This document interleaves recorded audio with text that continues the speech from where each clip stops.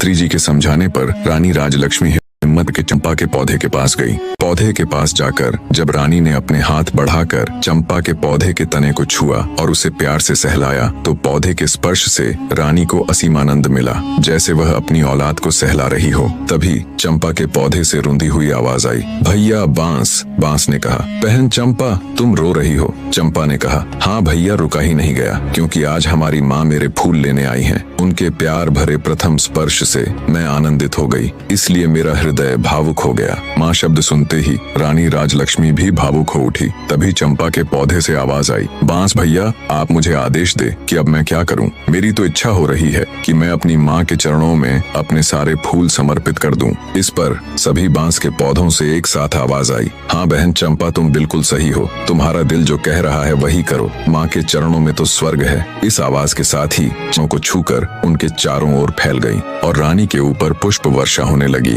ये देखकर वहां मौजूद सभी लोग बहुत हैरान थे। वो बिना पलक झपकाए इस असीम पल का आनंद ले रहे थे। राजा जयसिंह का भी मुंह खुला का खुला रह गया। बड़ी रानियों ने जब ये नजारा देखा तो वो पैरों से लेकर सिर तक जल भुन गई। उनके दुख की कोई सीमा नहीं थी। इधर रानी राजलक्ष्मी तो जैसे सब भूलकर असीम आनंद के सागर में गोते लगा रही थी। उनके सिर से पांव तक चंपा के पुष्प भरे हुए थे। रानी राजलक्ष्मी एक सांस आंसू बहाते हुए चंपा की डालियों को अपने हाथों से पकड़े सहलाए जा रही थी। ये नजारा देख गांव के सभी लोग हैरान थे। राजा जयसिंह से जब ये सब देखकर रुका नहीं गया तो वे चंपा के पौधे के नजदीक आए और बोले, हे जादुई पौधे, तुम यह बताओ कि तुम कौन हो? तुम देव हो, किन्नर हो या किसी अन्य लोक के प्राणी हो? तुमने किसी को भी अपने फूलों को छूने भी नहीं दिया, परंतु अब छोटी रानी की बाहों में बंद कर। हे पौधों, अब ये राज मेरी बर्दाश्त के बाहर हो रहा। मैं हाथ जोड़कर विनती करता हूँ कि अब और न तड़पाओ और इसका भेद खोलो। तब चंपा के पौधे से आवाज आई, हे राजन, मैं और यह 6 बांस के पेड़ आपकी और छोटी रानी राजलक्ष्मी की ही संतान है। हम 7 भाई बहनों का जन्म एक साथ ही हुआ था। हमारे जन्म के समय हमारी माँ बहुत अधिक पीड़ा में थी। तब हमारी माँ ने आपकी पटरानी और इस राज्य की महारानी से अपनी सहायता करने के लिए निवेदन किया। तब पटरानी ने साजिश करते हुए हमारी माँ को दीवार के सहारे खड़ी हो जाने के लिए कहा, ताकि जब हमारा जन्म हो तब हम ऊंचाई से गिरकर मृत्यु को प्राप्त हो जाए। पर महाराज, ईश्वर की कृपा से हम 7 का जन्म उसी अवस्था में बिल्कुल ठीक ठाक हो गया। पर हमारी माँ दर्द के कारण हमें जन्म देते ही बेहोश हो गई। उनकी बेहोशी का फायदा उठाते हुए बड़ी रानी ने एक दाई को बुलाया और उसे पैसों का लालच देकर हमें मारकर जंगल में जमीन में दबाने के लिए कहा। मात्र कुछ सेकंड्स के नवजात बच्चों को दफन करने के लिए जंगल की ओर चल पड़ी। दाई को जंगल भेजने के बाद बड़ी रानी सहित अन्य रानियों ने अपने घिनौने षड्यंत्र के तहत कुछ ईंट और पत्थर के टुकड़ों को हमारी माँ के पास रख दिया। दूसरी तरफ जब दाई हमें जंगल में लेकर आई और दफन करने के लिए जमीन खोदने लगी, तभी आकाश मार्ग से महाराज इंद्रदेव की कुछ अप्सराएं वन भ्रमण के लिए आ रही थीं। जब उनकी दृष्टि हम पर पड़ी तो उन्हें हम पर दया आ गई। उन्होंने हमें उठा लिया और अपनी शक्तियों से बहुत जोर की आंधी चला दी। धूल मिट्टी उड़ने के कारण दाई हमें खोजती रह गई। हमारे नहीं मिलने पर महल में जाकर उसने महारानी के डर से झूठ बोल दिया कि उसने हमें मारकर जमीन के अंदर दबा दिया है। दाई के वहां से जाने के बाद अप्सराओं ने मेरे 6 भाइयों को बांस में बदल दिया और मुझे चंपा के फूल का पौधा बना दिया। बस उन्हीं की कृपा से हमें सभी बातें याद हैं और हम सभी को पहचान कर उनके अनुसार अपना व्यवहार कर पा रहे हैं और मानव की आवाज में बोल पा रहे हैं। सारी बातें जान राजलक्ष्मी की आंखों से तो अश्रु रुकने का नाम ही नहीं ले रहे थे।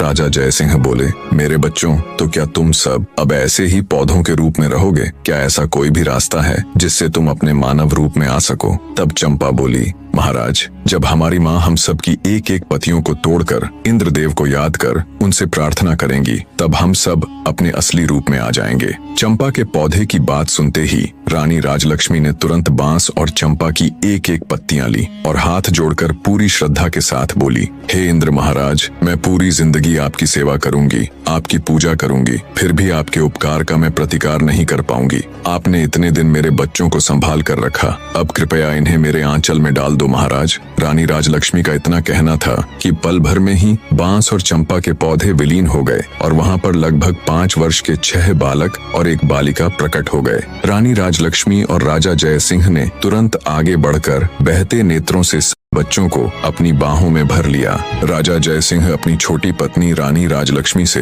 हाथ जोड़कर माफी मांगता है। वहां उपस्थित सभी राज दरबार व गांव के लोग स्तब्ध खड़े ये पूरा दृश्य देख रहे थे। सबकी आंखें नम थीं, शिवाय बड़ी रानियों के। ये सब देखकर उनके पैरों नीचे से तो जैसे धरती खत्म हो गई थी। राजा जय सिंह अपने सिपाहियों को आदेश देता है, पकड़ लो इन दुष्ट औरतों को और फांसी पर लटका दो। ये दुराचारिणी तो मानवता के नाम पर कलंक है। राजा की ये बात सुन रानी राजलक्ष्मी कहती है, महाराज, आज मेरे लिए मेरी जिंदगी का सबसे बड़ा दिन है। आज इतने बड़े खुशी के मौके पर मैं किसी के लिए इतना काला दिन नहीं लाना चाहती। मेरा आपसे अनुरोध है, आप इन सबको क्षमा कर दीजिए। राजा बोला, रानी, आपका हृदय बहुत विशाल है, पर इनके गुनाह को देखते हुए इन्हें क्षमादान तो नहीं दिया जा सकता, किंतु आपके अनुरोध पर मैं इन दुराचारिणियों को आजीवन कारावास की सजा देता हूँ। दुष्ट रानियों को सजा मिल जाती है। आज इतने बड़े खुशी के मौके पर मैं किसी के लिए इतना काला दिन नहीं लाना चाहती। मेरा आपसे अनुरोध है, आप इन सबको क्षमा कर दीजिए। राजा बोला, रानी, आपका हृदय बहुत विशाल है, पर इनके गुनाह को देखते हुए इन्हें क्षमादान तो नहीं दिया जा सकता, किंतु आपके अनुरोध पर मैं इन दुराचारिणियों को आजीवन कारावास की सजा देता हूँ। दुष्ट रानियों को सजा मिल जाती है। राजा जय सिंह अपनी पत्नी रानी राजलक्ष्मी के साथ सुखमय व्यतीत करते हैं। कहानी का निष्कर्ष बताने से पहले आपसे दो बातें करना चाहूंगा। एक तो ये कि आप सब में से बहुत से ऐसे भाई बहन हैं जो मेरी तरह वीडियो बनाना चाहते हैं और आए दिन कमेंट करके पूछते रहते हैं। उन सब के लिए मैंने एक कंप्लीट ट्यूटोरियल वीडियो एक छोटे से प्राइस के साथ बना दी है। आप सबको उसके लिए मेरा चैनल ज्वाइन करना पड़ेगा। कुछ समझ ना आए तो आप पूछ सकते हैं, आपकी पूरी हेल्प की जाएगी। दूसरी ये कि कहानी कैसी लगी, ये सब कमेंट करके जरूर बताएं। आपके कमेंट्स पढ़कर बहुत अच्छा लगता है। और ये भी बताइए कि नेक्स्ट स्टोरी किसकी देखना चाहेंगे। अब आते इस कहानी के निष्कर्ष पर। यह कहानी एक माँ की ममता, एक पिता के पश्चाताप और ईश्वर की लीला का ऐसा संगम है जो मानवता के सबसे गहरे भावों को छूती है। रानी राजलक्ष्मी की ममता इस बात का प्रमाण है कि एक माँ के हृदय से निकली पुकार सृष्टि के हर कण को झकझोर देती है। वर्षों तक अपने बच्चों से दूर रहकर भी उन्होंने विश्वास नहीं खोया और झुकने पर मजबूर कर दिया। राजा जय सिंह का पश्चाताप, उनके अंदर का टूटता हुआ अहंकार, ये बताता है कि सत्य की राह में झुका हुआ सिर ही सबसे ऊंचा होता है। जब उन्होंने अपनी भूल को स्वीकारा तो उनका मन भी पावन हो गया।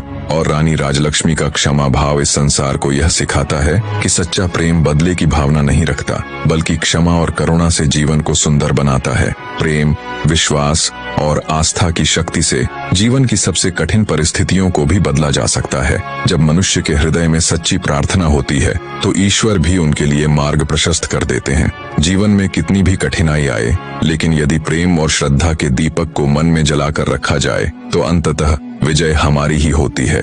यह कहानी केवल एक कथा नहीं, बल्कि एक अमर संदेश है कि विश्वास, प्रेम और करुणा से ही जीवन का वास्तविक अर्थ पूरा होता है। अंत तक बने रहने के लिए आपका धन्यवाद।